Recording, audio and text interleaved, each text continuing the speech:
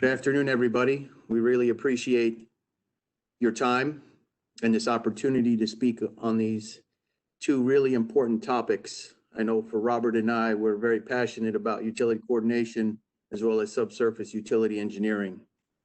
Just a little bit about myself. I'm Dan Checchia. I've been involved in transportation projects for over 20 years. Currently working for Maser Consulting in Florida. And I'm Robert Memory. I'm a senior project manager with Maser Consulting in their survey and geospatial unit. I'm located in the Cary, North Carolina office. I've been with Maser Consulting for over 2 years, and I spent 33 years working in the field of utilities coordination. I spent 30 years with the NCDOT, where I served 9 years on the Transportation Research Board and 10 years on the AASHTO Right-of-Way Utilities Subcommittee.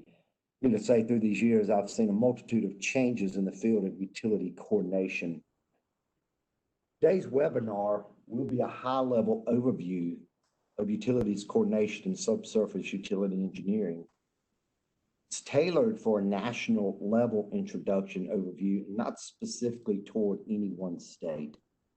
Our goal at Maser is to provide a safe and well-designed, coordinated, and constructed project that meets our clients' needs on time and under budget. Again, starting with today's agenda, it's just a quick overview of the webinars today that we're going to provide information. Starting with how important is utilities coordination. Without utilities coordination and our subsurface utility engineering, utilities can get overlooked and quickly become a concern with the potential to impact project schedules, up to having to shelf projects for 6 to 8 months. There have been instances where construction projects were suspended due to the unknown utility conflicts. What are some of the benefits? Meeting or accelerating project schedules, reduce project delays, project costs. Subsurface utility engineering, definitely wanted to discuss the ASCE standards for collection and depiction of existing subsurface utility engineering. Synergy of utilities coordination and subsurface utility engineering. Clearly two disciplines that work in conjunction with each other. Things we need to understand. Public and private or cooperative utilities that occupy the public rights of way. The key to understanding utilities within the public right of ways is these utilities serve the public, and allocating the use of public right-of-way was deemed to be in the best interest to the utilities and rate users. This program has clearly saved billions to the rate users. Identification, due to the number of utilities that occupy the right-of-way, either overhead or underground, has made it challenging to ensure we identify what exists and who owns it. In some instances, owners were found by making the decision to cut the utility. In one situation in Texas, about 300 miles outside of Houston, it took about 45 minutes after the cut. But the NASA official showed up in a helicopter. You never know what you might encounter in the underground world. You have to look at the project risk. When utility conflicts are identified early, we can provide mitigation strategies to reduce future risk of project delays, utility cuts, monetary claims, and safety to the contractor and the user of the highway corridor. Highway contractors will tell you utility delays are their number one fear to impacting their construction and schedules. We want to take away the contractors and the DOT's risk. This too can lead to lower bid prices if we clearly identify all the utilities and that they've been addressed and arrangements have been made to clear all conflicts.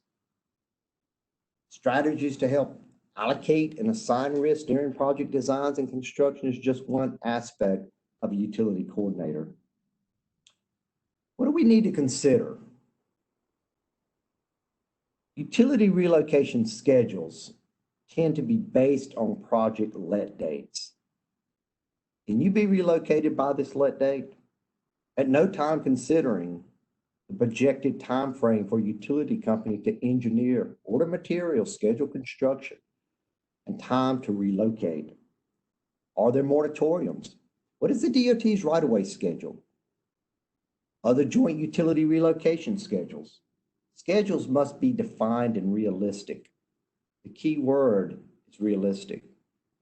Budget. Whose budget? The industry traditionally only focuses on DOT budget. The utility owners also must have time to budget relocations as part of their projected 5-year work plan.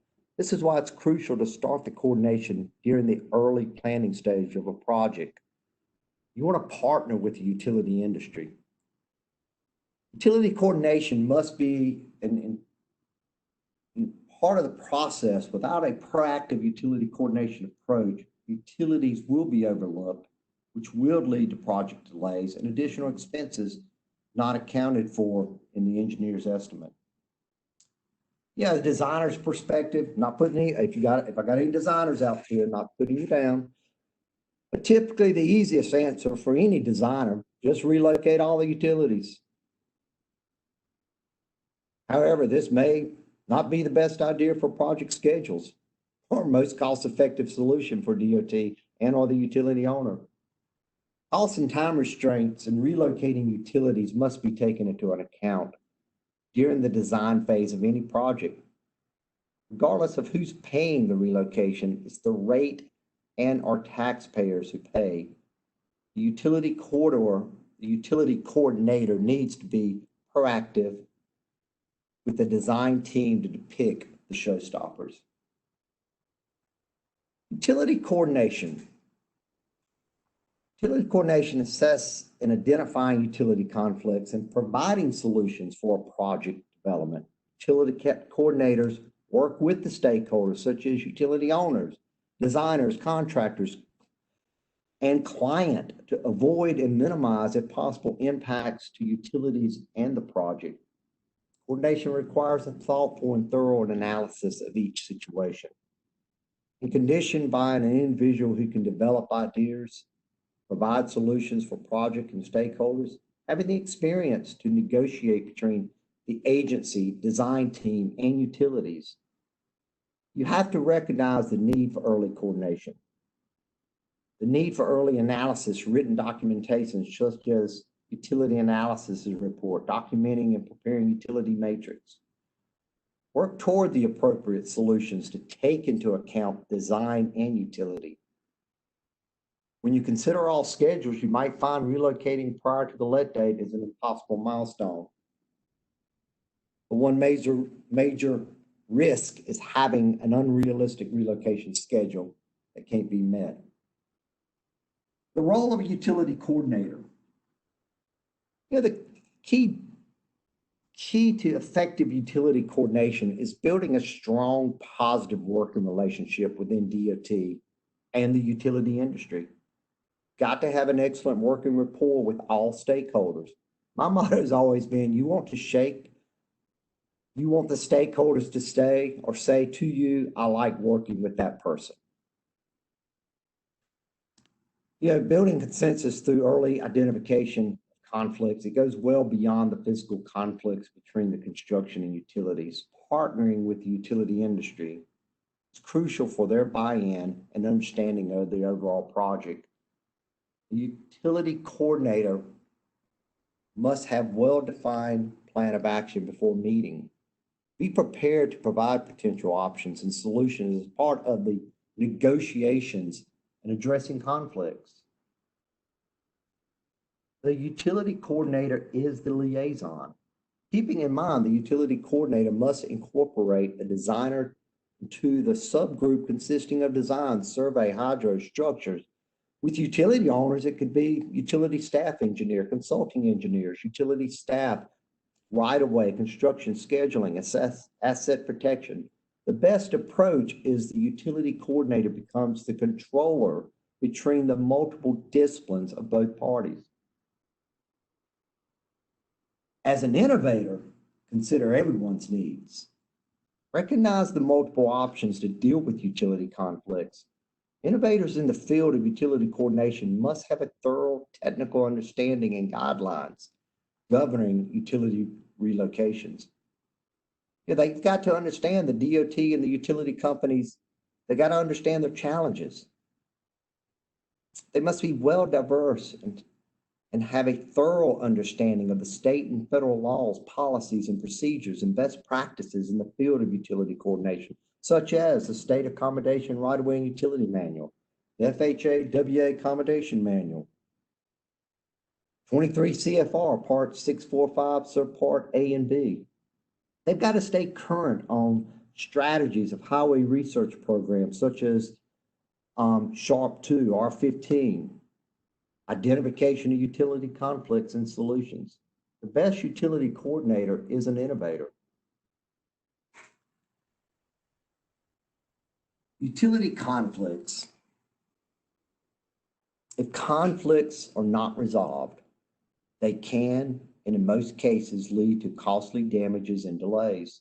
These delays can impact a project in two simple ways: schedule and money.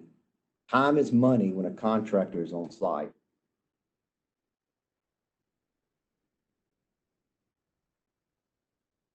Successful utility coordination.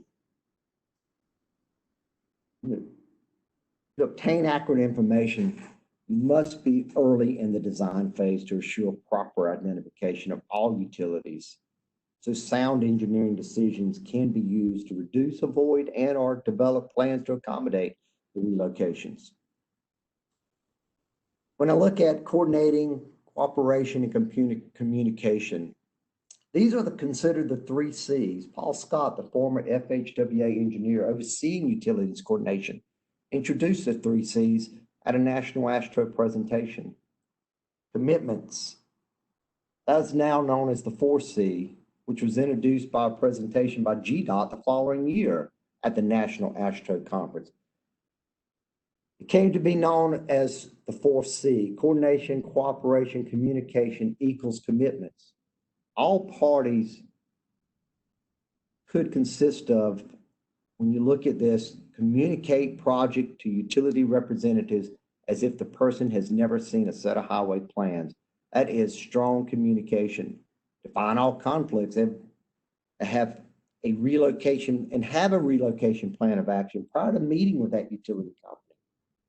Coordinating, setting defined and realistic relocation schedules that are agreed upon with all parties involved. Coordinating with all involved entities on updates to design, new plans, extended limits. Operation, motivator. You've got to be a motivator. The utility coordinator is the motivator. The utility coordinator must take ownership as the controller to all parties. Full cooperation of all parties. Who are all parties? That can consist of the multiple disciplines within DOT, all the multiple units within the utility companies. Communication. When we think about communication, it has to be defined, written communication, utility analysis report, project matrix. This will keep all parties abreast of the same information being conveyed. Verbally communicate frequently with utility owners and designers. And then we talk about equaling commitment. It comes back to where I started. Commitment is meeting relocation schedules, reduce project delays, and cost.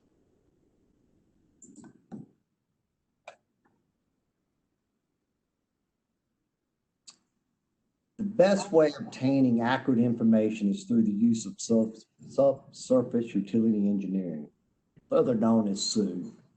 It's a highly efficient and non-destructive method utilized in conflict identification and mitigation. It combines geophysics, surveying, and civil engineering to provide a base map of existing underground activities.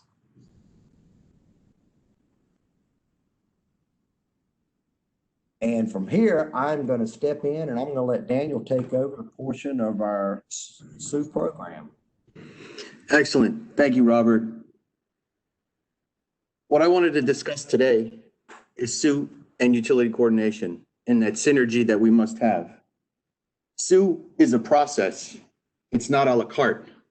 The data must be procured with guidelines and refined to be useful.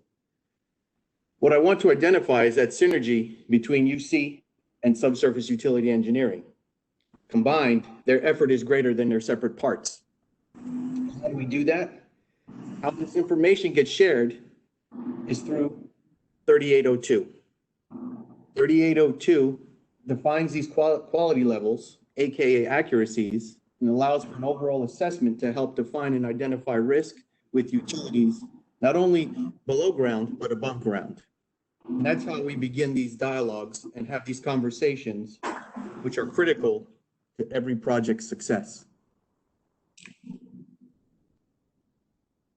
This is the basis of a SUE investigation by an educated SUE firm. Using these guidelines that are set in the ASCE standard is what's going to allow you to make good decisions. It was established in 2003, and it's currently being revised in 2020 with a manual of practice. And the intent of the standard is to present a system of classifying existing utilities. This allows the project owner, engineer, and contractor to develop strategies that reduce risk or at a minimum allocate risk. The standard has been adopted by several state agencies, counties, municipalities, and is widely used on projects today. So let's discuss a little bit about the quality levels. We need to be able to speak with accuracies. So, like I reiterated, it's not a la carte. These quality levels have to build on each other. So quality level D, it's information that comes from existing utility records. Our quality level C is the mapping of visible above ground utility appurtenances and correlating them to the information of the existing utility records. Quality level B, the use of subsurface geophysics allows us to determine the existence of horizontal positions of underground utilities. This is one of the most common and most visible processes in a utility investigation, where you see a lot of the paint marking on the roads to identify the positions of the subsurface utilities. And then finally, our quality level A, which is using non-destructive digging equipment, referenced here in this image, to determine the precise horizontal and vertical position or location of underground utilities, as well as the type, size, condition, material, and other visible characteristics. As you can see, the quality levels are built upon each other.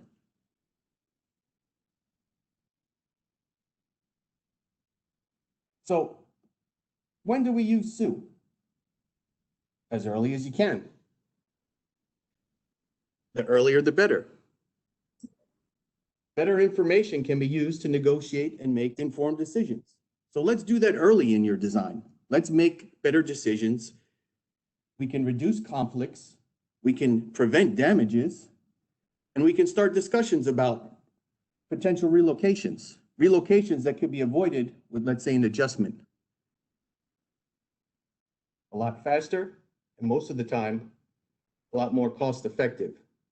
When accurate information is obtained early, it's possible for us to redesign. That's how you avoid a costly schedule impact or monetary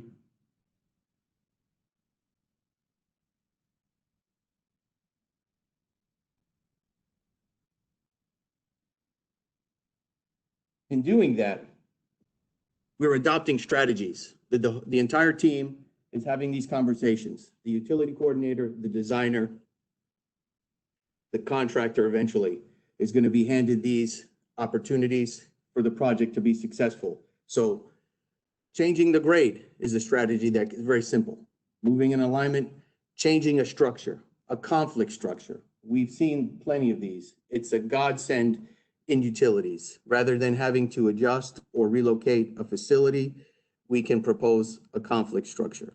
These are just some simple opportunities that are able to be discussed with good, accurate information.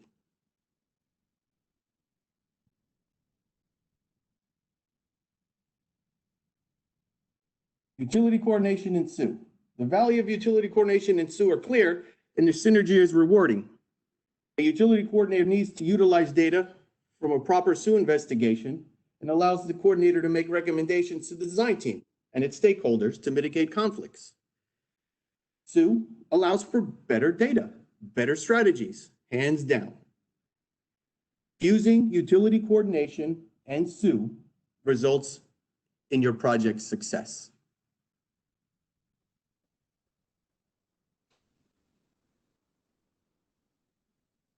I wanted to thank everybody. We are done with our presentation, and we are going to open it up for questions. I would like Robert to have a few words in closing as well.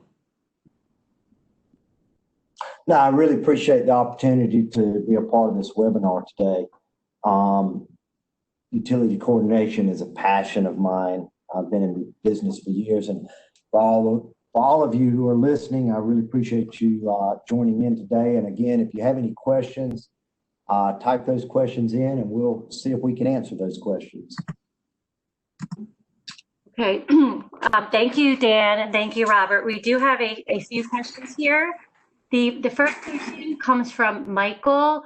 How does utility coordination work for design bid build and design build projects? I guess I get this question, for a loaded question. We could probably do an entire series, an 8-hour class on this one. They are similar in the approach of how to proceed. And as I talked in the webinar about the 4 C's, you got to look at the utility relocation must be prioritized in the forefront of any project. You got to define expectations and realistic schedules. Develop right-of-way acquisition priority schedules to coincide with the relocations. I think the 2 huge differences, if you're looking at design bid and design bid build, design build project is all hands on deck. And if the DOTs are hands off, then it will give the contractor more leverage as an innovator to work directly with utility owners during the design and construction. You know, designs to avoid conflicts or accommodate relocations. As part of the ongoing construction activity can significantly reduce delays, even accelerate the project schedules. I would say under the design build approach, contractor is subject, clearly take on more risk for utility delays. An unresponsive utility can just pretty much devastate, it can be devastating to a design build contractor schedule. I still go back to one of my original statements. I think it's important for the DOTs to notify utility owners well in advance of any upcoming project, whether design build or whether design bid build or design build. This plays a crucial role in getting the utilities prepared for a project, especially a design build project. So I guess that's probably the best way I know how to answer that question.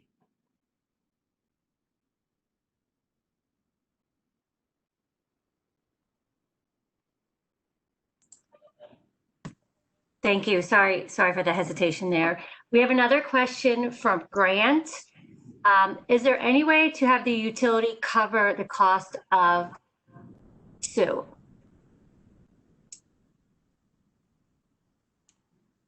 Is that a question either yourself or Dan can answer? Would you like to take a stab at that one?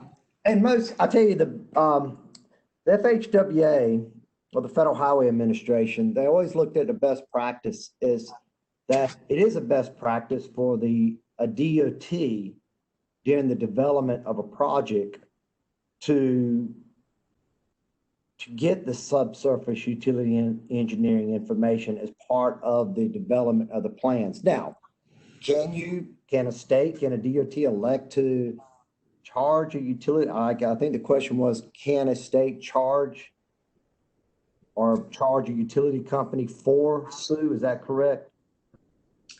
Well, it's posed as, is there any way to have the utility cover the cost of Sue? It's from Grant, so I'm not sure if he wants in the chat box. Yeah, I think if the state elects to take that route, they can. then it depends on whether the utility company is going to want to participate in that cost. They could just give you their design plans. It's really going to come down to a state DOT's policy. So to say you couldn't, that would not be, I mean, yeah, technically you could charge a utility company if that's the state's policy and getting data. Yes, Robert, can I add to this?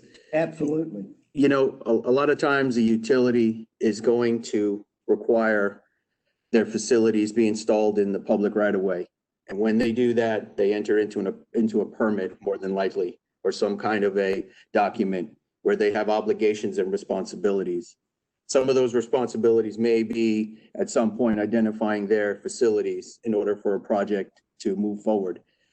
In my experiences, I've seen both. The more productive or efficient way is the state agency goes ahead and performs the SUA as part of their project and asks the utility to confirm it, just because they're binded by a schedule and they're trying to get improvements on a roadway. A lot of times, utilities don't have the resources, the people, the funding, the experienced people to do it. Even in their vendors, they don't have them on hand. It's more or less installation. So to answer your question, yes, it could be part of their responsibility, but no, most of the times the agency or the entity trying to do the improvements is just going to do it on behalf of the utility. And if things need to happen further that the agency thinks is outside of their responsibility, they could impose a utility to do some sort of investigation to prove where the disposition of their facilities are. Okay, thank you. We have a question here from Harrison. How can we better communicate between utility coordination, such as locators, SUA professionals, and the utility companies? I think I go back to where I started as the utility coordinator has to be the controller. They have to identify all the players that are involved. And in doing so, they have to look at, and you're going to have multiple meetings. You got to have to decide who's going to be at these meetings. But more so, it's about developing a written dialogue. And that written dialogue can be shared with all parties to keeping everybody on the same page. Utility matrix is crucial. Again, it's something that can be shared with all parties that identify the conflicts, identify opportunities or solutions to relocate the conflicts. But it is the coordinator's responsibility to make sure that all the information is being provided to all the appropriate parties. More so, you're going to have to get these individuals to coordinate together. Without a strong coordinator, some of these communication can fall through the cracks. So it's all about communication, and it's all about written and verbal communication. And you really need to define, when I talk about written, you need to define the scope of work, or what it's got to be well defined for all parties to understand what you're trying to convey. Okay. Can I, Maria, may I add to that? Dan? Everybody that's a stakeholder on the project, when I'm coordinating, has a seat at the table. You know, this might sound cliche, but teamwork makes the dream work. So whether it's a locator, an agency, a designer, they're all invited to come in and participate, because that's the only way we're going to get things accomplished is through an effort that's collaborated with everybody. Okay, thank Daniel, you. I'm glad I'm able to give you that foundation to work from. Looks like we have 2 more questions here. So this question is from Zach. How will the implementation of the GPS L2C and L5 signals over the next 5 years impact SUA? That's yours, Daniel. I'm not too familiar with those particular signals, but I have an idea where this question is going. Technology is changing every day, and we're always looking for better ways to capture data, share data. So whether or not we're hampered by restrictions or we have a new toy to play with, we're going to make sure that we're collecting the best quality data to share with our utility coordinator partners and our designers to ensure that we make good decisions and have a successful project. Okay, thank you. And this will be our last question from Scott. His question is, for those just getting started, do you have any recommendations for good references, books, manuals, etc., just to help someone who's just getting started? Can I start? Yeah, with go this? ahead. If you're excited about what we talked about today, there's opportunities in ASCE with UESI. There's other associations out there that you can look into participating in, and you have a voice. And we're making strides and developing guidelines and contributing to the industry to do great things. So if you want, you can contact me offline and we can talk about some really exciting groups that you can be a part of. Robert, your take? Yeah, on that note, and you, of course, you can always Google, trust me, you Google, you can find anything and everything about utilities coordination and SUE, but AASHTO and the Transportation Research Board, with AASHTO, you can join the subcommittees. They have a multitude of subcommittees covering what we talked about today. And you can also keep abreast of what's happening with the Transportation Research Board. All these outlets will give you an avenue to learn about coordination and SUE. And as Daniel alluded to, you can always call us, reach out to us. We'll be more than happy to share our knowledge about SUE and coordination. Okay, excellent. And Scott, I do have your contact information here, so I will definitely pass that on to Robert and Daniel. So that will conclude the Q&A portion of our presentation.